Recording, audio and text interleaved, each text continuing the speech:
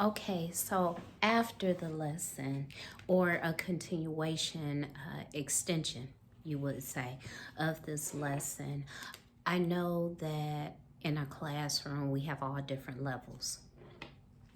So for my above level students, as I mentioned before, I would have a place value chart that extends past thousand, will introduce 10,000s, 100,000s, possibly up to 1,000,000, and they would still use their number pieces. But however, since those numbers are getting bigger, they would need to cut out maybe one or two more of these placeholder pieces, these zeros.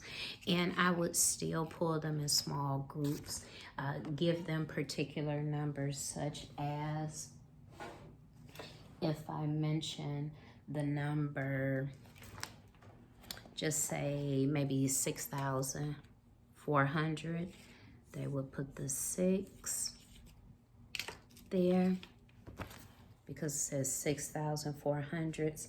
And then I can ask them, well, how many hundreds are in this particular number? And what they would do, they will go up to hundreds, and then we'll pause and cover up everything else behind it. So there are 64 hundreds in the number 6,400. Also, my on-level students, they can do the same thing as well. Their chart, I would probably keep it at 1,000 just for them to get more practice before I introduce an additional section. So for my on-level students, they would have a place value chart, but I would probably only add in 10,000 to make sure that they continue with the practice. My lower level students, I would stick with 1,000 after we would have multiple practice with it. This chart can even go to hundreds.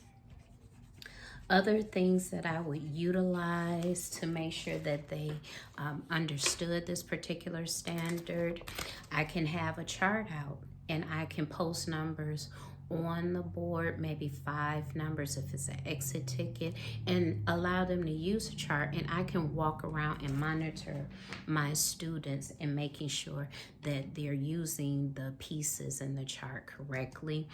Also online here, what I could do